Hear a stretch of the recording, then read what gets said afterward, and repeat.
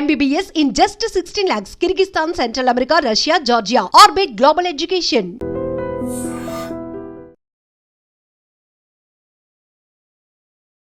నమస్కారం, welcome to I dream. ధర్మ మార్గం విత్ విజిత కార్యక్రమానికి స్వాగతం.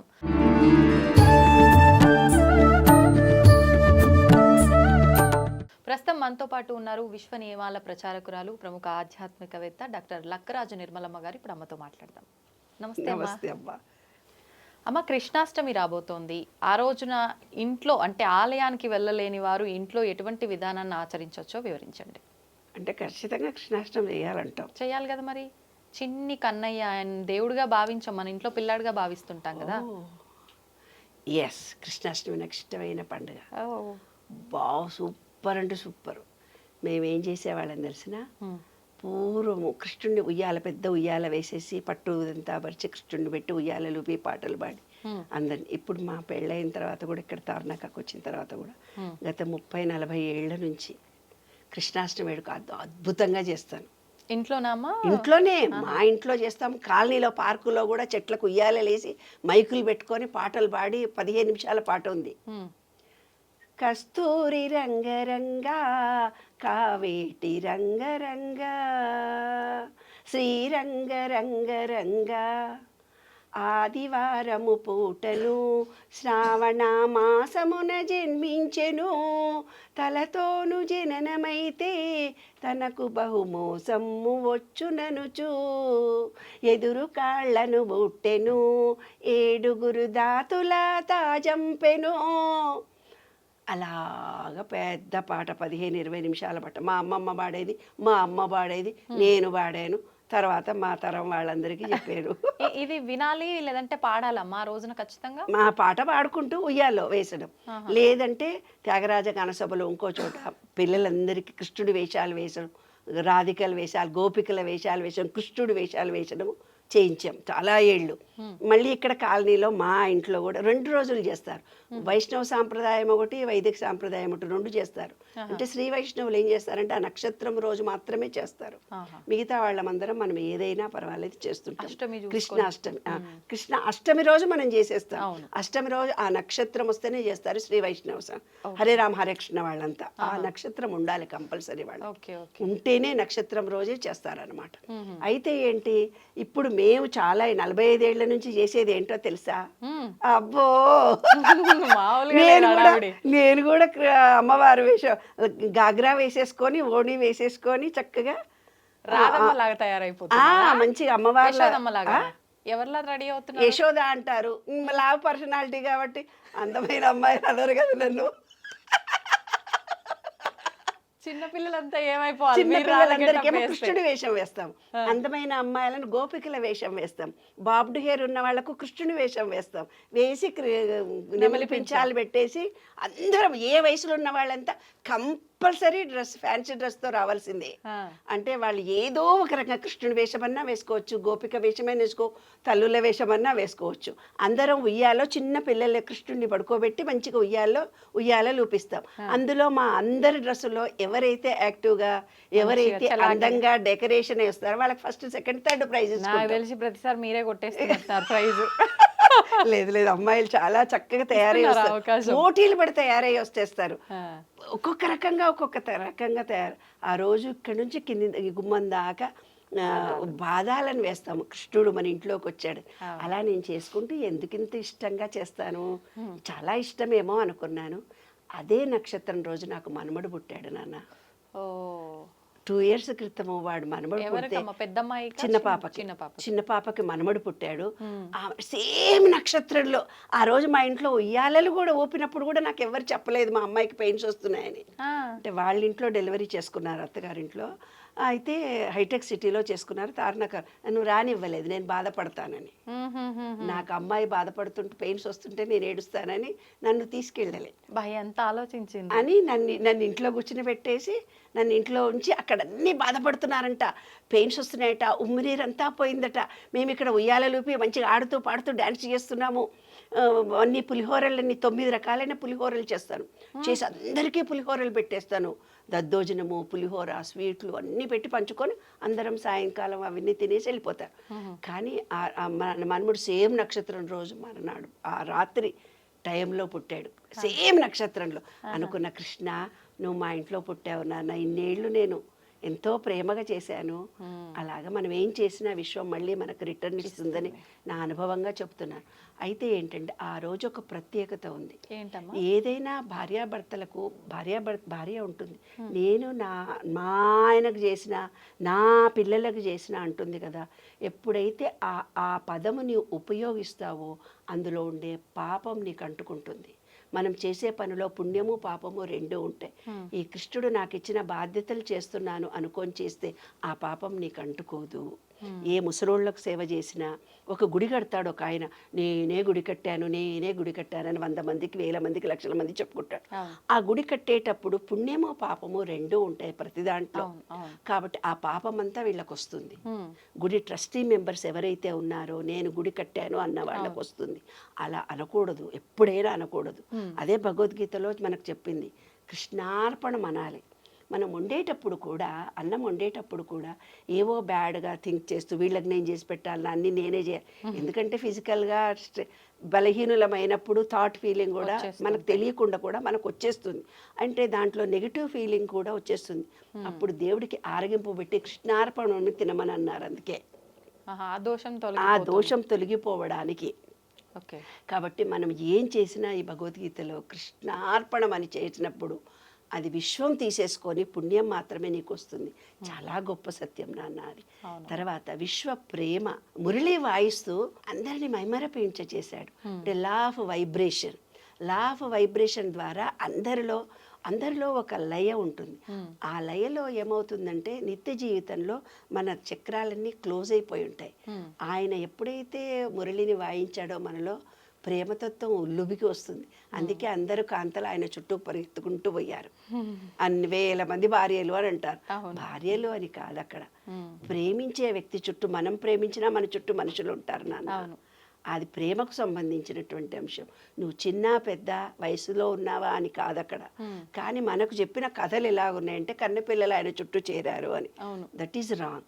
అయితే ఏంటంటే పశువులు, ఆవులు కూడా చేరాయి ఆయన దగ్గరికి, పెద్ద వాళ్ళు కూడా వెళ్ళి ఉంటారు. అవన్నీ కథల్లో ఉంటాయి, కానీ కొన్ని మాత్రమే మనకు చూపించినటువంటి, దర్శనం కలిగించినటువంటి అంశాలు, దృశ్యమానంగా చూపించిన కొన్ని అంశాలు. కానీ ఆయన విశ్వమంతా వ్యాపించి ఉన్నటువంటి అద్భుతమైనటువంటి గాలిలో ఉండే తేమ ఆయన, గాలిలో ఉన్నటువంటి ప్రేమ ఆయన, విశ్వంలో ఉన్నటువంటి గ్రీనరీ కృష్ణుడు, ప్రతిదీ కృష్ణుడే. ఆయన చెప్పింది ఏంటిది, నీవుగా ఆలోచించి వేరే థాట్ నువ్వు చెయ్యకు. స్వీయ నిర్ణయ శక్తి. విశ్వం మొత్తం ఒకటి, చిన్న జీవుల దగ్గర నుంచి పెద్ద జీవుల దాకా. అంటే పులులు, సింహాలు, నెమళ్ళు, ఇవన్నీ కూడా ఆయన వినాయకుడికి ఎలక ఎందుకు పెట్టారు, మనలాంటి వాళ్ళు ఆ చిన్న జీవిగా చూడొద్దని. కాబట్టి ఇవన్నీ ఏంటంటే మిగతా జీవులకు మనకు అన్యోన్యత సంబంధం ఉంది. Law of oneness. ఈ విశ్వం మొత్తం నేనున్నాను, మీలో ఉన్నది కూడా నేనే, చిన్న ఎనర్జీ, నేను పెద్ద ఎనర్జీ అని. విశ్వరూప సందర్శన చూపించినప్పుడు ఆయన చెబుతాడు, ఈ కొండలు నేను, ఈ గుట్టలు నేను, ఈ సముద్రాలు నేను, ఈ విశ్వవ్యాప్తమైనటువంటి గాలిని నేను, ప్రతిదీ నేనని విశ్వం మొత్తం చూపించినప్పుడు మనం అనుకుంటాం, అబ్బో ఇంతనా, కోపం నేనే అంటాడు, ప్రేమ నేనే అంటాడు, జ్ఞానం నేనే అంటాడు, విషం నేనే అంటాడు, పాము నేనే అంటాడు, ప్రతిదానిలో నేనున్నాను అన్నప్పుడు విశ్వము అంతే. విశ్వంలో వ్యాపించి ఉన్నటువంటి గాలి అంటే విశ్వం విష్ణు సృష్టస్కారో భూత భవ్య ప్రభు భూతకురు భూతాత్మ భూత భావన భూతాత్మ పరమాత్మ చ ముక్తానాం పరమాగతి. అలా విశ్వవ్యాప్తమైనటువంటి మన కృష్ణ ప్రేమలో మనం కూడా తరిద్దాము, ఆనందిద్దాం. ఉట్టికొట్టే ఫంక్షన్ ఉంది, అప్పుడేం చేస్తారు, జోక్స్ చెప్తూ పోతుంటారు, అది కొడుతుంది. కులాలు మతాలు ఏవీ లేకుండా అందరము ఒకటే చేస్తాము. కాబట్టి కృష్ణాష్టమి అనేది అందరము ఆనందంగా సంతోషంగా జరుపుకునే పండుగ. దాంట్లో శొంఠి చక్కెర కంపల్సరీ తింటారు ఆ రోజు, అదొక ప్రసాదం. ఎందుకంటే అప్పుడంతా వర్షాలు పడుతూ పోతుంటుంది, మన మణిపూర చక్రం ఏదైతే క్లోజ్ అయిపోతుందో, చల్లదనానికి వాతతత్వం పెరుగుతుందో, శొంఠి చక్కెర వేసుకున్నప్పుడు అగ్నితత్వం మనలో పెరిగి ప్రేమతత్వానికి, ధ్యానతత్వానికి, ధైర్యతత్వానికి మనలో ఉన్నటువంటి ఎనర్జీ లెవెల్స్ పెరుగుతాయి. జీర్ణశక్తి తరిగిపోకుండా బాగవుతుంది. కాబట్టి కృష్ణాష్టమి రోజు ఖచ్చితంగా శొంఠి పొడిలో చక్కెర వేసుకొని దేవుడికి ఆరగింపు పెట్టండి, మీరు తినండి. ఆ రోజు వెన్న కూడా తింటాము, వెన్న దొంగ అని. ఆ వెన్న అంటే సుకుమారంగా ఉంటుంది, అంటే అన్నిటికంటే సుకుమారంగా ఉండేది వెన్న. వెన్నలాగా మాట్లాడాలి, వెన్నలాగా ప్రేమించాలి అని దాని అంతరార్థం. అమ్మ, సాధారణంగా ఇప్పుడు చాలామంది ప్రతినిత్యము చేసే ఆరాధనలకి ప్రత్యేకించి పువ్వులు కొనాల్సిన అవసరం లేదు అని చెప్పి వాకింగ్కి వెళ్ళినప్పుడు సాయంకాల సమయంలో కానివ్వండి, మార్నింగే కానివ్వండి, ఒక కవర్ పుచ్చుకొని పోయి ఆ పక్కన ఎక్కడ కనిపిస్తే అక్కడ, అది ఇంటి ముందర కావచ్చు, పక్కింటి వాళ్ళ ఇంట్లో కావచ్చు, అడగకుండానే తెంపుకొని వచ్చి వాటితో పూజ చేస్తూ ఉంటారు.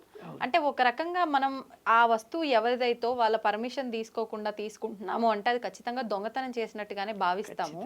మరి ఈ దొంగిలించి తెచ్చిన పూలతో పూజ చేస్తే అది పనికి వస్తుందంటారా పూజ? అది ఏమైనా దోషంగా మారుతుందంటారా? ఇది చాలా సత్యమైన ప్రశ్న.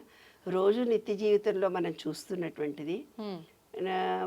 నాకేంటంటే చెట్టు ఇంటి ముందు ఉండాలి, చక్కటి పువ్వులతో నిండి ఉండాలి, ఆ పువ్వులను నేను చూసి ఆనందించాలి. నేను ఒక్కదాన్నే కాదు, కాలనీలో నడుస్తూ వెళ్ళిన వాళ్ళందరూ ఆ పువ్వులను చూసి ఎంజాయ్ చేయాలి అనేది. ఈ విశ్వనియమం ప్రకారము 7 కలర్స్ ఉన్నటువంటి పువ్వులు ఈ విశ్వంలో ఉన్నాయి. ఆ 7 కలర్స్ మన కళ్ళతో చూడకపోతేనే కళ్ళ జబ్బులు వచ్చి గుడ్డివాళ్ళు అవుతారు పసిపిల్లలు. ఈ చిన్న వయసులో ఆ 7 కలర్స్ను వాళ్ళకు ఒరిజినల్ చూపించకపోవడం మూలం ఇప్పుడు ఫ్లైఓవర్ల మీద రంగురంగుల బొమ్మలు వేస్తే నేను అనుకున్న ఫ్యూచర్లో వాళ్ళకి ఆకులు ఉండవు, పువ్వులు ఉండవు, అవి చూసి అనుకుంటా. బొమ్మలు చూసి ఆ నెమళ్ళు, నెమళ్ళు, అమ్మాయిలు, ఆ ఊరి వాతావరణము అవన్నీ పల్లెటూరి వాతావరణము, తర్వాత పువ్వులు, సీతాకొక చిలుకలు అన్నీ మాయమైపోతాయి. ఇండ్లే సరిపోవు కదా పాపం, ఇంకేముంటాయి. గొబ్బెమ్మలు కూడా టీవీలో, సెల్ ఫోన్లో చూస్తున్నాము, ముగ్గులు కూడా. ఇక తర్వాత తరంలో పక్షులు అవి కూడా అంతరించిపోయి అలా అయిపోతాయేమో అనిపి. కానీ 7 కలర్స్ మనం చూడాలి, చూడకపోతేనే కంటి జబ్బులు కలుగుతాయి. కాబట్టి ఇంటి ముందు పెట్టినటువంటి చెట్టుకున్న పూలు మా ఇంట్లో కూడా ఒక్క పువ్వు ఉండదు. యాక్చువల్గా ఉస్మానియా యూనివర్సిటీలో వాకింగ్ చేస్తూ బోలెడు పువ్వులు, రకరకాల పువ్వులను చూస్తాను. రకరకాలైనటువంటి పువ్వులు, రకరకాలైన చెట్లు. ఇట్లా మగవాళ్ళు వచ్చి బరబర తెంపుకొని పోతుంటారు పువ్వులు, బ్యాగులు మోసుకొని పోతుంటారు ఆ పువ్వులు, ఆకులు అన్నీ. నేను ఒక వినాయక చవితి నాడు మాత్రం పత్రి తెంపుకుంటాను, అన్ని రకాలైన అడిగి తెంపుకుంటా. ఎందుకు అంటే ఇప్పుడు ఒక చెట్టు పెద్దది అయిపోయింది నాన్న, చెట్టు పెద్దది అయిపోయినాక బరబర కట్ చేస్తున్నావు, అది ఏడుస్తుంది. అది ఆకులన్నీ వచ్చి అంత పెద్ద చెట్టు కావడానికి ఎన్ని సంవత్సరాలు తన శక్తిని వినియోగించి, ఇప్పుడు మనం పిల్లల్ని పెంచి పెద్ద చేసి పెళ్ళిళ్ళు చేసామని పెద్ద గొప్పలు చెప్తున్నామే, మరి ఆ చెట్టు పెంచి పెద్ద అయ్యడానికి దానికి ఎంత ఎనర్జీ, ఎంత ఎరువేయాలి, ఎంత చేయాలి, అంత ఎనర్జీని తను స్వీకరించి తను కాయలుగా పువ్వులుగా విస్తరించి అంత పెద్ద చెట్టు రావడానికి చెట్టు తను ఎంత తపన పడి ఉంటుంది. ఒక్క కొమ్మను కోస్తే అది కన్నీళ్లు కారుస్తుంది తెలుసా. ఒక్క కొమ్మను కట్ చేస్తే కన్నీళ్లు కారుస్తుంది చెట్టు, ఒక పువ్వును తెంపుకుంటే ఏడుస్తుంది చెట్టు తెలుసా. చెట్లు నాతో మాట్లాడతాయి, చెప్పుకుంటాయి నాతో, అమ్మా మేము బాధపడ్డామని. వాటిని చూడగానే టపటప నీళ్లు వస్తాయి చెట్టును ఎవరైనా కట్ చేసి పొంగని ఇట్లా నేను చూడగానే నీళ్లు గారుతాయి. అవి నాకు చెప్పుకొని ఏడుస్తాయి. అది మీ భావన అమ్మ? భావన కాదు, వాస్తవంగా చూస్తానే బంగారు. ఉస్మానియా యూనివర్సిటీలో నేను పువ్వులు తెంపుకొని ఇట్లా పోతుంటే ఆ చెట్టుని ఇలా చూస్తుంటాను. కొంతమందికి నాకు చెప్పడం చాలా ఇష్టం కదా, కనపడ్డోళ్ళందరికీ చెప్తాను, అయినా పూలు తెంపకండి, మీరు మాలి అవుతారే కానీ మీరు ఒరిజినల్ వాళ్ళు కారు. వాళ్ళ ఇంట్లో పని వాళ్ళుగా పూలు తెంపి పూలు పెడుతున్నారు, పుణ్యం వాళ్ళకే వస్తుంది, నువ్వు మాలి అవుతావు. నువ్వు పనోడివే, దేవుడికి పూలు పెట్టినా నువ్వు వాళ్ళ ఇంట్లో పనోడివి అంతే, కోసి తెచ్చావు, కానీ మాలి అతనే, పుణ్యం అతనికే వస్తుంది. అట్లా గుడిలోని చెట్టు పువ్వులు తెంపొద్దు అని కూడా శాస్త్రం ఉంది. గుడిలోని పువ్వులు తెంపి గుడిలో దేవునికి పెట్టకూడదు, అదొక శాస్త్రం. గుడిలో ఉన్నది దేవుడికి సొత్తు కదా, దేవుడి సొత్తు కదా, అది దేవుడికి సొమ్ము నువ్వు తీసుకొని ఆయనకు పెట్టుడింది.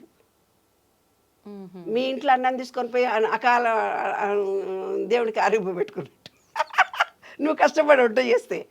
మనము హోమం చేసేవాళ్ళు కూడా అంతే, హోమద్రవ్యాలన్నీ తెచ్చుకొని మనం చేస్తే వచ్చి ధనాధన మన మహిళలు ఇంకెవరో వచ్చి పెద్ద కూర్చున్నట్టుగా నటించి వాళ్ళు కూడా హోమంలో వేసేసి ఓ అని పూజలు చేసేసి భక్తితో దండాలు పెట్టి మరీ వెళ్తుంటారు. కానీ హోమద్రవ్యాలు తెచ్చిన వాళ్ళు ఎవరు, కష్టపడ్డది ఎవరు, అక్కడంతా ఊడ్చి తుడిచింది ఎవరు, ఎవరి సంకల్పం చేసుకున్నారు, పుణ్యం వాళ్ళకే చెందుతుంది. మనం ఆర్భాటం చేసినంత మాత్రాన ఈ ఈ ఈ దృష్టితో ఓ దేవుడికి ఒక పూలు వేయడం కానీ, ఆకులు వేయడం కానీ, ఆరగింపు పెట్టడం కానీ, ఇదంతా ఎవరికి వాళ్ళు స్వయంగా చేస్తే ఆ ఎనర్జీ వీళ్ళకి వస్తుంది తప్ప, ఎవరింట్లో చెయ్యి పెట్టి పువ్వు తెంపాలన్నా ఆ ఇంటి ఓనర్కి కూడా ఆ చెట్టు బాధపడుతుంది. అలా పువ్వులు తెంపని పరిస్థితుల్లో పువ్వు రాలి పడిపోతుంది. అనాయాసేన మరణం వినాదైన్యేన జీవితం అని అంటారు. అంటే పువ్వు ఎలా రాలి కింద పడుతుందో మనం అలా చనిపోవాలని పువ్వు మనకు గుర్తు చెప్తుంది. అంటే అంత సునాయాసంగా చనిపోవాలని అందరూ చదువుకుంటారు. మరి అలాంటప్పుడు పువ్వును కసితో నువ్వు తెంపినప్పుడు అది ఎంత బాధపడుతుంది. అది నీవు స్వయంగా చేసి ఇది భక్తి కోసం నా ఇంట్లో చెట్టును పెంచాను, మా ఇంట్లో పూజకి నీ పువ్వులు కావాలని పెంచుతున్నానే భావనతో నువ్వు చేస్తే ఆ పుణ్యం నీకు వస్తుంది తప్ప, ఏదైతే సంకల్పం చేసుకొని చెట్టు పెట్టినారో ఆ సంకల్పమే ఆ చెట్టు చేస్తుంది, వేరేది చెయ్యదు. ఓకే, మాకు డెకరేషన్ కోసం పెట్టాము ఇంటి ముందు ఈ చెట్టు, అందరూ పువ్వులు చూసి ఆనందించాలి, అది సంకల్పం. ఆ చెట్టు పువ్వులు తెంపితే నీకు పాపం వస్తుంది, పుణ్యం అనేదే రాదు. ఓకే, అలాంటప్పుడే ఇలాంటి పాపాలన్నీ చేసిన వాళ్లకు పాపం పోవడానికే వ్రతము అని పెట్టారు. వరలక్ష్మి పూజ అని పెట్టారు. వరలక్ష్మి పూజలో 9 పోగులు చేసి 9 ముళ్ళు వేయడము.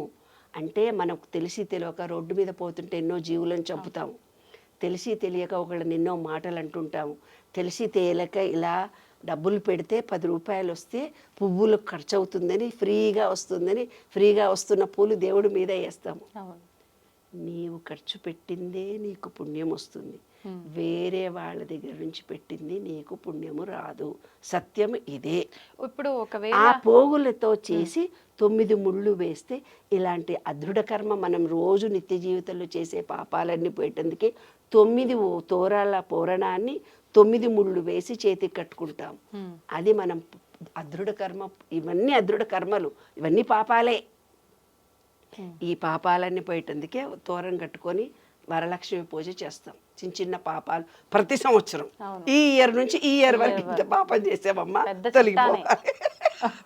లిస్ట్ రాస్తే 360 పేజీలు అవుతుంది బాబు. అంతే, అదేదో సినిమాలు ఇట్లా ఓపెన్ చేస్తే అంత దూరం వెళ్ళిపోద్ది చూడండి లిస్ట్. అట్లా పాపాలు ఉంటాయి మనం చేసేవి. అంటే తెలియకుండా ఒకళ్ళని ర్యాష్గా మాటలు అంటాం. అవును, చేసుకున్న భార్యనే ఎంతో మనసు కష్టపడే మాటలు అంటారు మగాళ్ళు. చాలా మనసు నొచ్చుకుంటుంది. కంట కన్నీరొలకిన తొలగిపోవురా సిరులు. ఏ ఇంట్లో ఆడపిల్ల అంటే భార్య కానీ కూతురు కానీ తల్లి కానీ కంట నీళ్లు పెడితే వాళ్ళ ఇంట్లో లక్ష్మి ఉండదు, అలక్ష్మి ఏర్పడుతుంది. వాళ్ళు ఏ పనికి పోయినా వాళ్ళకి పని జరగదు నాన్న. ఇదే శాస్త్రం మనకు చెప్పింది. ఇందులో చాలా సత్యం ఉంది, చాలా సత్యం ఉంది. భార్యని హింసించే వాళ్లకు ఉద్యోగం ఉండదు మగాడికి. వాడు ఏ పని చేసినా సక్సెస్ కాదు. ఎప్పుడు పెళ్ళాన్ని నా మనిషి అని ఎప్పుడైతే ప్రేమించుకుంటూ పోతాడో అప్పుడే సక్సెస్ఫుల్ రిజల్ట్. ఆ కుటుంబం అభివృద్ధి చెందుతుంది, లేకపోతే అభివృద్ధి చెందదు. అభివృద్ధి ఎందుకు చెందలేదు అంటే వాళ్ళ నాన్న వాళ్ళ అమ్మని కష్టపెట్టింటాడు, ఈయన వాళ్ళ పెళ్ళాన్ని కష్టపెడతాడు, రేపొద్దున వీళ్ళ పిల్లల మగుళ్ళు వాళ్ళని కష్టపెడతారు. అలా తరతరాలుగా వీళ్ళు ఎంతైతే బాధ పెట్టారో, వీళ్ళైతే ఎంత పుణ్యం చేశారో ఈ విశ్వం అంతా 8 ఆకారంలో పైకి పోయి కిందికి వస్తుంది. మీరు చేసిందే మీకు అందుతుంది, వేరే వాళ్ళది అందదు. అదే సత్యం. ఎవరు పూలు కోసుకుంటారో మీ పూలు మీరు కోసుకుంటారో, మీరు చెట్లు పెట్టుకుంటారో, మాటలు అంటారో మీ ఇష్టం. ధన్యవాదాలమ్మా. నమస్తే. తవ్వండి, తవ్వుతున్న శివలింగం సరే దాన్ని అట్లా కప్పేసేయండి, చూపించదండి. Krishna is there. మూర్తి పూజ కాదు, సాక్షాత్ బ్రజేంద్ర నందన భగవాన్ ఉన్నారు మూర్తిలో. ఏమీ ఆశించకుండా ఆరాధించే వాళ్ళు కూడా ఉన్నారా ప్రభుజీ? నిజమైన భక్తి అంటే మనకు తెలియదు కాబట్టి.